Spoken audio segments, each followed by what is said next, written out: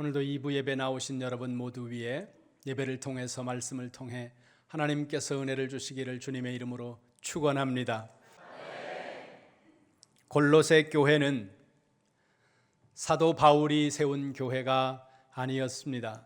골로새서 1장 7절을 보겠습니다. 골로새서 1장 7절 말씀 함께 찾아서 읽겠습니다.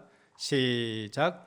이와 같이 우리와 함께 종된 사랑하는 에바브라에게 너희가 배웠나니 그는 너희를 위한 그리스도의 신실한 일꾼이요. 아멘. 반복해서 말씀을 드렸는데 한 번 더 같은 말씀을 드리겠습니다. 제가 말씀을 전하는 시간에 성경을 많이 찾아서 읽는 이유가 여러 가지 있는데 그 중에 하나가 골로새 교회는 에바브라가 세운 교회였습니다. 이렇게 결과만 여러분들에게 말씀드리는 것보다 성경을 통해서 여러분들이 한 번 더 확인하는 것이 여러분들에게 유익하고, 또한 여러분이 개인적으로 성경을 많이 읽으시겠지만 그렇게 읽을 때와 예배 시간에 함께 찾아서 읽으면서 제가 그 말씀을 또 바르게 해석을 해드리고 적용을 하는 것이 여러분들에게 매우 유익하다는 생각에서 성경을 많이 찾아 읽고 있습니다. 거기 7절 보세요. 이렇게 말씀합니다. 너희는 에바브라에게서 배웠다. 이 말씀에 근거해서 우리는 골로새 교회를 세운 사람이 에바브라라는 사람이라고 보는 것입니다. 그리고 사도행전 19장에 근거해 보면 이 시기에 사도 바울은 에베소에서 사역을 하고 있었다는 거죠. 당시의 골로새 교회는 작은 골로새라고 하는 도시에 있었습니다. 골로새라는 도시는 작았지만 상업적 교류와 문화적 다양성이 공존하는 곳이었다는 겁니다. 이런 특성을 가지고 있는 고대 도시들에서 나타나는 현상 중 하나가 다양한 사상적 혼합 현상이 나타난다는 거예요. 이런 일들은 교회 안에도 영향을 미칩니다. 교회는 그 시대와 그 시대의 문화 속에 사는 사람들의 공동체이기 때문이라는 겁니다. 그래서 골로새 교회가 아주 문제가 있었던 교회는 아니고 많이 타락한 교회는 아니었지만 골로새 교회는 외부에서 흘러들어온 이단들과 혼합적인 철학 사상들로 인해서 그리스도의 충족성이 희미해지는 일들이 나타났다는 것입니다. 그리스도의 충족성이라는 것은 하나님께서 인간의 구원과 신앙에 필요한 모든 것을 오직 그리스도 안에서 완전히 우리에게 주셨다고 하는 신학적 선언의 메시지라고 보시면 됩니다. 성경 봅니다. 골로새서 2장 9절입니다. 골로새서 2장 9절 시작.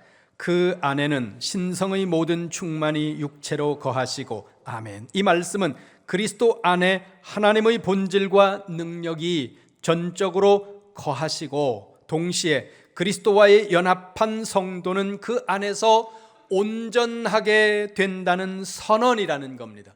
조금 다르게 말씀드리면 예수 그리스도의 십자가, 정확하게 말하면 그 십자가의 죽으심과 그리고 그 죽음을 깨뜨리고 살아나신 부활 사건, 그 부활 사건만으로 인간의 구원은 완결되었다는 것입니다. 다르게 표현을 하면 더 이상 다른 율법적 행위나 제사적인 어떤 행위가 우리의 구원에 필요하지 않다는 것입니다. 우리가 구원을 얻기 위해 예수 그리스도를 믿는 것, 예수님을 그리스도로 영접하고 믿는 그 믿음 외에 다른 어떤 선행되어져야 하는 것들도 필요하지 않다는 선언이라는 겁니다. 그런데 골로새 교회 안에 가만히 들어온 이단 혹은 이단적인 사상들은 이와 같은 그리스도의 충족성을 흔들거나 희미하게 만들어버렸다는 거죠. 이런 현상은 표면적으로는 별것 아닐 수도 있습니다. 문화의 하나로 가볍게 여겨버릴 수도 있지만 이런 현상들이 교회 안으로 들어오므로 교회는 거룩함을 상실하게 되고, 거룩함을 상실한 교회는 결국 존재의 위협을 느끼는 상황으로 갈 수밖에 없다는 거죠. 그래서 사도 바울은 골로새 교회 안에 스며들어와서 교회의 거룩성을 흔들고 성도들을 미혹하는 이단적이고 그리고 교회가 용납할 수 없는 혼합된 사상들로 교인들을 미혹하고 있는 그 상황에서 골로새 교회 성도들을 향해 강력하게 경고하는 말씀이 골로새서 2장의 말씀입니다.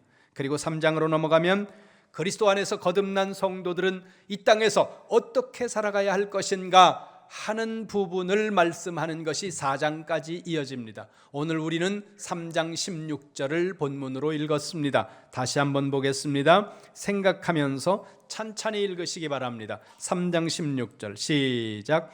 그리스도의 말씀이 너희 속에 풍성히 거하여 모든 지혜로 피차 가르치며 권면하고 시와 찬송과 신령한 노래를 부르며 감사하는 마음으로 하나님을 찬양하고 아멘. 먼저 문장의 구조를 보면 이 골로새서 3장 16절의 말씀은 골로새서 3장 15절과 평행을 이루고 있습니다. 15절 보세요. 15절 시작. 그리스도의 평강이 너희 마음을 주장하게 하라. 너희는 평강을 위하여 한 몸으로 부르심을 받았나니 너희는 또한 감사하는 자가 되라. 아멘. 15절 맨 앞에 보세요. 그리스도의 평강이 너희 마음을 다스리게 하라. 그 다음에 16절 맨 앞에 보세요. 그리스도의 말씀이 너희 안에 풍성히 거하게 하라. 같은 문장의 형태로 15절과 16절이 나가고 15절, 16절 맨 마지막에 동일하게 감사로 그 문장의 끝을 마무리하고 있습니다. 이제 골로새서 3장 16절의 말씀 속으로 좀 더 깊이 들어가 보겠습니다. 먼저 16절의 말씀을 바르게 이해하려면 문장의 중심이 되는 문해적 구조와 함께 그 문장의 가장 핵심 기둥이 되고 있는 본동사를 여러분이 찾아야 된다고 말씀드렸습니다. 먼저 16절의 문장 구조를 보면 하나의 주절과 그리고 그 주절 뒤에 따라 나오는 세 개의 부속 분사구로 되어 있습니다.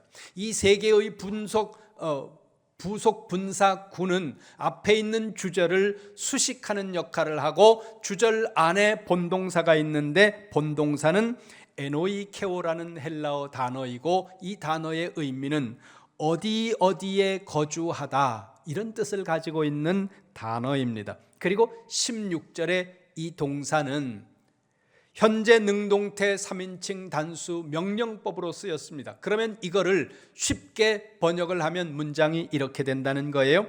그리스도의 말씀이, 단수니까 말씀들이 아니에요. 말씀이 너희 안에 풍성하게 거하도록 하라.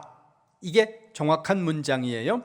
자, 15절에서는 그리스도의 평강이 너희를 다스리게 하라 이렇게 명령했고 16절에서는 그리스도의 말씀이 너희 속에 풍성하게 거하도록 만들어라 이렇게 명령하고 있다는 겁니다. 여기서 그리스도의 말씀은 그리스도께서 직접 하신 말씀, 이게 일차적인 말씀이고 동시에 예수 그리스도께서 제자들에게 하신 말씀과 함께 예수 그리스도에 관한 말씀, 다른 말로 하면 복음입니다. 그 복음을 지칭하는 거죠. 사도 바울은 골로새 교회 성도들을 향해 그리스도의 말씀이 너희 속에 풍성하게 거하도록 하라 명령하는데 15절 다시 보세요. 15절 그리스도의 평강이 너희 마음을 너희 마음에서 다스리게 하라 말씀하는데 이 말씀은 우리 개인의 내면적 평강보다도 공동체 안의 평강을 말씀하는 것이라고 지난 시간에 말씀드렸습니다. 그리고 그 근거는 3장 15절에 나오고 있는 몸은유라는 거예요. 몸은유를 가지고 들어온 것은 우리 개인 한 사람 한 사람 심령 속에 임해야 하는 평강보다 공동체 안에 평강이 있어야 한다고 말씀하기 위해서 몸은유를 사도 바울이 사용했다는 겁니다. 바울은 로마서나 고린도 전서와 같은 그의 서신 속에서 반복적으로 몸 은유를 사용하는데 이 몸 은유를 사용하는 핵심 의도는 공동체성을 강조하기 위해서라는 거예요. 그래서 골로새서 3장 15절이 개인의 내면적 평강에 관해서도 물론 말씀하고 있지만 그 개인의 내면적 평강에 초점을 맞추는 것이 아니라 공동체에 초점을 맞추고 있다는 것입니다. 그런데 16절에서는 몸 은유가 나오지 않고 있습니다. 하지만 문장의 구조가 15절과 평행을 이루고 16절에 피차라는 단어를 사용함으로 말미암아 16절도 동일하게 개인의 내면보다 공동체성을 이 말씀이 지금 강조하고 있다는 겁니다. 다시 말씀드립니다. 내면을 포함하지 않는 게 아니에요.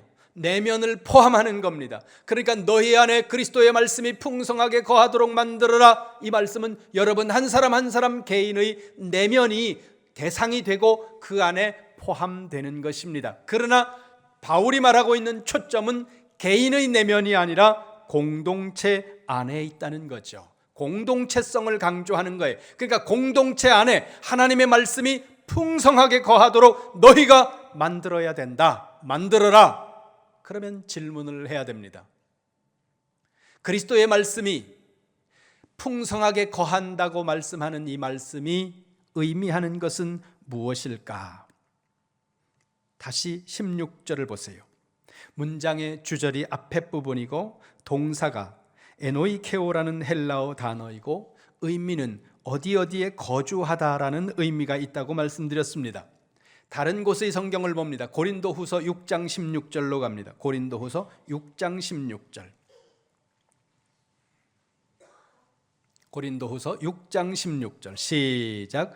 하나님의 성전과 우상이 어찌 일치가 되리요? 우리는 살아계신 하나님의 성전이라. 이와 같이 하나님께서 이르시되 내가 그들 가운데 거하며 두루 행하여 나는 그들의 하나님이 되고 그들은 나의 백성이 되리라. 아멘. 거기 중간 뒤쪽에 보면 거하며라는 단어가 나옵니다. 이 단어가 골로새서 3장 16절에 나오는 에노이케오라는 헬라어와 정확하게 동일한 단어입니다. 그리고 여기서도 사도 바울은 공동체를 초점으로 해서 이 단어를 사용하고 있다는 겁니다. 16절 다시 보세요. 하나님께서 이르시되, 그 뒤에 뭐라고 말씀합니까? 내가 그들 가운데 거하며, 그들 가운데 거하며, 뒤에 보세요. 그들 가운데 두루 행할 것이다. 이렇게 말씀합니다. 이 말씀은 공동체를 염두에 두고 말씀하고 있다는 겁니다. 다시 말씀드립니다. 이 단어 에노이케오라는 이 헬라어 단어가 사도 바울의 서신에 5번 등장하는데 절반이 공동체를 강조할 때 이 단어를 사도 바울이 쓰고 있다는 겁니다. 그러면 공동체만을 향해서 쓴다 이렇게 보시면 안 된다는 거예요. 개인의 내면도 강조하지만 보다 더 많은 경우에 공동체를 사도 바울이 강조하고 있다는 거죠. 그러면 다시 16절로 돌아가 보세요. 아까의 질문을 여러분들이 머릿속에 떠올리시기 바랍니다. 공동체 안에 말씀이 풍성하게 거한다는 이 표현이 의도하는 실질적인 의미, 핵심 의미가 무엇일까? 생각해 보세요. 개인 안에, 여러분 개인 한 사람 한 사람 안에 하나님의 말씀이 풍성히 거한다 이렇게 말씀하면 하나님의 말씀을 많이 알거나 하나님의 말씀에 대한 지식을 많이 축적함으로써 우리는 우리 안에 하나님의 말씀이 풍성하게 만들 수 있다는 겁니다. 그런데 공동체 안에는 어떻게 하느냐 그거예요. 공동체 안에 하나님의 말씀이 풍성하게 거하도록 만들어라 성경이 지금 명령하고 있는데 그 의미는 무엇일까? 이 말씀은 단순히 지식의 확장이나 지식의 축적을 의미하는 것이 아니라 이 문장이 의미하는 것은 공동체 내에 풍성하게 자리 잡은 삶의 원리로서의 말씀을 의미한다는 것입니다. 그러니까 그 공동체를 다스리는 원리, 그 공동체를 이끌고 있는 모티브, 동인이 하나님의 말씀이 되게 하라 이렇게 말씀하고 있다는 겁니다. 그래서 골로새서 3장 4장이 무엇에 대해서 말씀한다고 계속 반복하고 있습니까? 골로새서 3장 4장은 거듭난 성도가 어떻게 살아야 할 것인가에 대해서 초점을 맞추고 있다는 거예요. 지금 우리는 3장 16절에 와 있습니다. 그러면 뭐예요? 삶을 이야기하고 있다는 거죠. 그렇다면 공동체 안에 그리스도의 말씀이 풍성하게 거하고 공동체를 이끌어가고 공동체를 통치하고 다스리는 그 원리가, 힘이, 모티브가 말씀이라고 하면 말씀이 우리 공동체를 이끌고 가고 있을 때 그 공동체는 어떤 현상이 나타나고 어떠한 일들이 우리에게서 일어날 것인가 하는 부분을 16절의 주절 뒤에 있는 3개의 분사구가 설명하는 겁니다. 16절 다시 보세요. 16절 골로새서 3장 16절 시작. 그리스도의 말씀이 너희 속에 풍성히 거하여 모든 지혜로 피차 가르치며 권면하고 시와 찬송과 신령한 노래를 부르며 감사하는 마음으로 하나님을 찬양하고 아멘. 16절 다시 눈으로 찬찬히 보세요. 풍성이 거하여, 여기까지가 주절이에요. 이게 문장의 핵심이에요. 그리고 그 뒤에 세 개의 부속 분사구가 나오는데 첫 번째 분사구가 뭐냐 하면 모든 지혜로 피차 가르치며 권면하고, 이게 첫 번째 분사구입니다. 그러니까 공동체 안에 말씀이 풍성하게 거할 때 어떤 현상이 일어나느냐? 거기 보세요. 공동체를 지배하는 삶의 원리가 하나님의 말씀일 때 어떤 현상이 일어나느냐? 첫 번째로 모든 지혜로 서로 가르치고 권면하는 공동체가 된다는 겁니다. 여기서 가르치다라는 이 단어가 디다스콘테스라는 단어인데 원형은 디다스코예요. 가르치는 걸 말합니다. 근데 이 가르침은 모든 가르침을 다 지칭하는데, 성경에서 목회자들이 가르치는 것과 성도들이 서로 가르치는 것을 약간 결을 달리하는 성경들도 있는데 단어는 같은 단어를 씁니다. 그런데 2인칭 복수 명령법으로 이 단어가 쓰였어요. 그러면 이렇게 말씀하는 겁니다. 너희들은 서로 가르쳐라.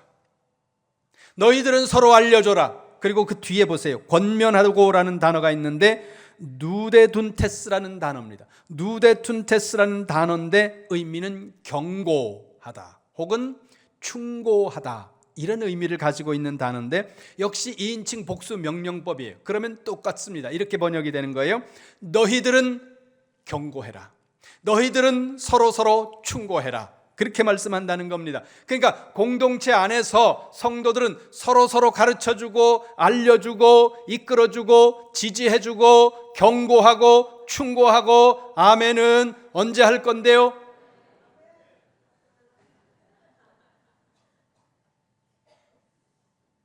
공동체 안에서 비난하고 공동체 안에서 험담하고 이러는 게 아니라 연약한 사람을 이끌어주고 모르는 사람을 가르쳐주고 알려주고 잘못된 길로 가는 사람은 바르게 해주고 그리고 계속 잘못된 길로 간다 그러면 경고하고 충고하고 그렇게 해야 된다는 겁니다. 그것이 공동체 안에서 일어나야 되고, 그런 공동체 안에 현상들이 일어나는 그 공동체가 말씀이 풍성한 공동체라고 성경이 말씀한다는 겁니다. 주일은 어떻게 지키는지, 헌금은 어떻게 해야 되는지, 기도 생활은 어떻게 해야 되는지 잘 모르는 분들에게 가르쳐주고, 신앙생활을 시작한 지 얼마 안 된 분들에게 그런 것들을 가르쳐주고 지도해주고, 기도해야 되는 삶을 어떻게 살아야 되는지 알려주고 보여주고 실천을 통해서 보여주고, 불평불만하고 원망하면서 다른 사람들의 험담을 하면서 죄의식을 못 느끼는 사람들이 있다면 경고하고 충고하고 책망하고 그거 아니라고 알려주고 그러지 못하도록 고쳐주고, 그런 일들을 하는 것, 거기가 말씀이 풍성한 공동체라는 것입니다. 그런데 그렇게 할 때 반드시 지켜야 하는 원칙이 있습니다. 거기 16절 다시 보세요. 가르침과 충고 앞에 하나의 단어가 나오는데 모든 지혜로 이렇게 나옵니다. 그러니까 모든 지혜로 하라는 거예요. 여기서 모든 지혜라는 이 말씀은 헬라어 문구로 보니까 엔파세 소피아 이렇게 나와 있습니다. 소피아가 지혜라는 뜻이거든요. 근데 그 앞에 엔파세 무슨 말씀이냐면 지혜로운 방식으로 하라는 거예요. 지혜로운 방식으로. 옳은 일을 한다고 옳은 일을 한다는 그것만 생각하고 아무렇게나 하면 안 된다는 거예요. 옳은 가르침이라고 무조건 아무렇게나 하면 옳은 일을 통해서, 가르치는 일을 통해서 사람들이 상처받고 넘어지는 일들이 발생한다는 것입니다.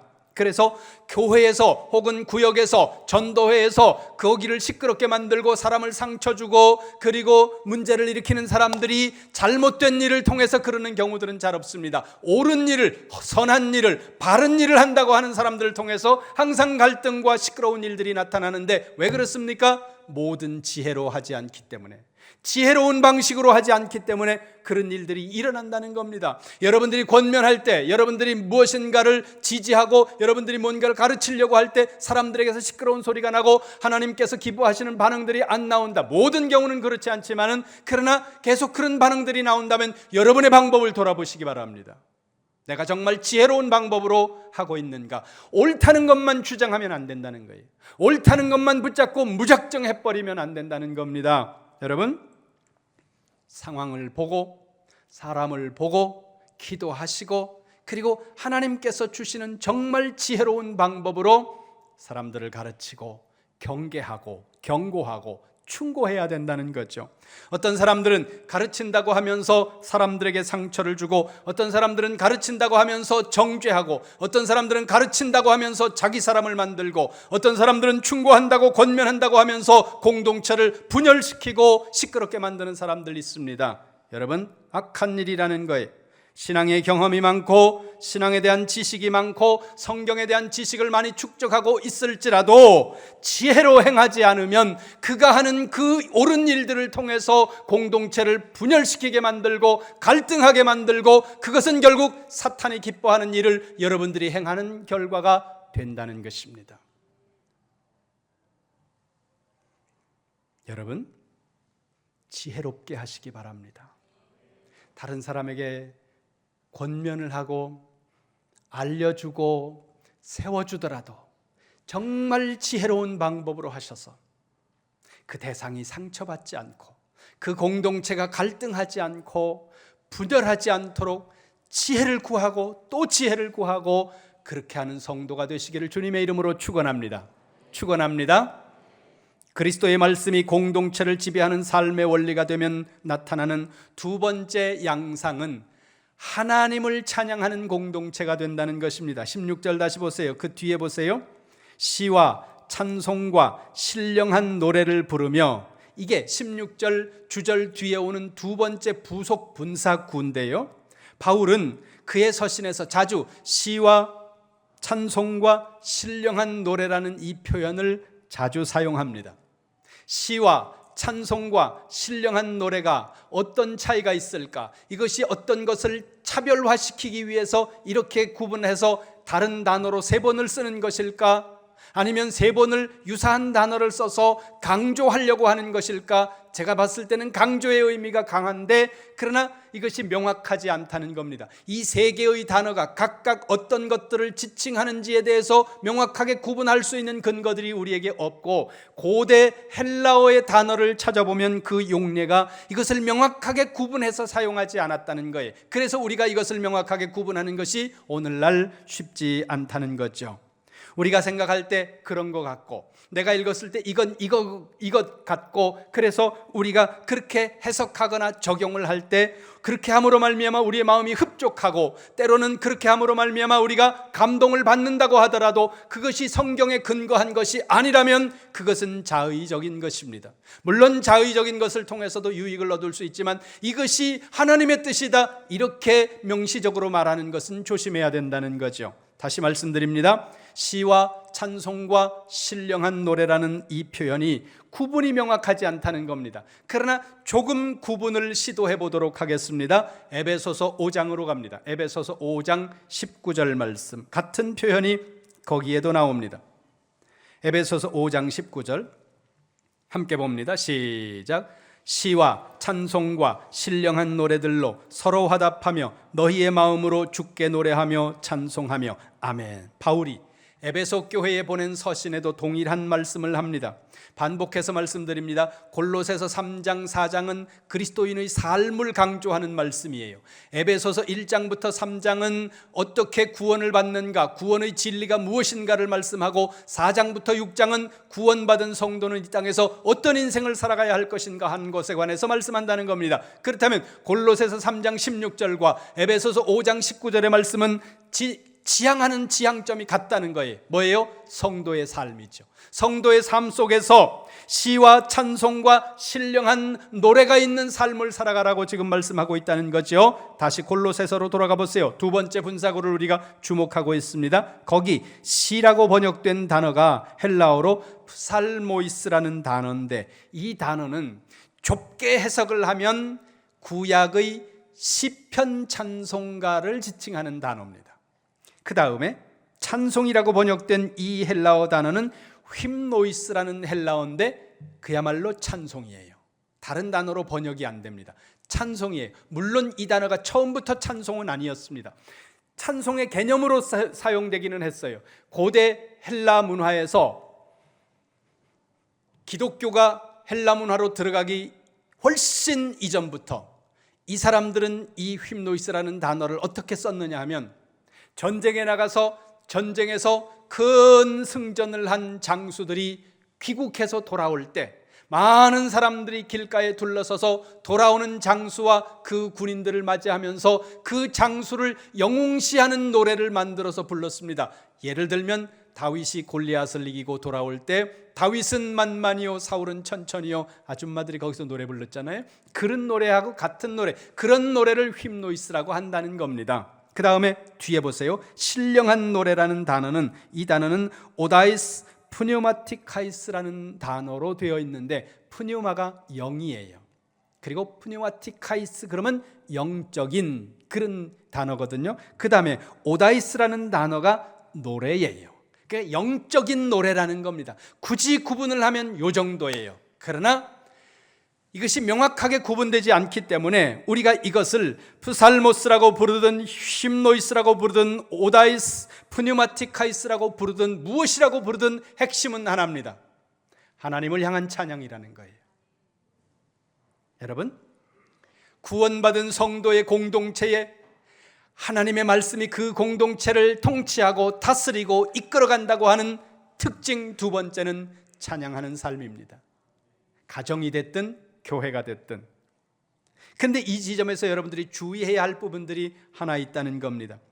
찬양의 가장 주요한 핵심은 하나님을 찬양하는 겁니다. 그런데 우리는 하나님을 찬양한다고 하는 여기에 집중하다가 놓치는 게 있다는 거죠. 하나님을 찬양하는 건 너무 잘해요. 당연해요. 그런데 사람과 사람 사이에 찬양을 해야 하는 삶이 있다는 것을 에베소서 5장 19절이 살짝 언급한다는 겁니다. 거기 5장 19절 다시 보세요. 이렇게 말씀합니다. 시와 찬송과 신령한 노래들로 서로 화답하며. 이건 에베소 교회 성도들을 이야기하는 겁니다. 사람들과 사람들 사이를 서로 편가르고 당을 짓게 만들고 그리고 갈등하게 만들고 그렇게 하면서 내가 하나님을 찬양한다고 하는 건 넌센스라는 거예요. 그러니 여러분들은 하나님을 찬양하는 이 찬양이 당연히 여러분 삶에 있어야 하지만, 하나님을 향하는 이 찬양을 하는 가운데 서로 찬양으로 화합하고 화답하고 교제하는 이 찬양의 삶이 여러분들에게 있어야 한다, 이렇게 말씀합니다.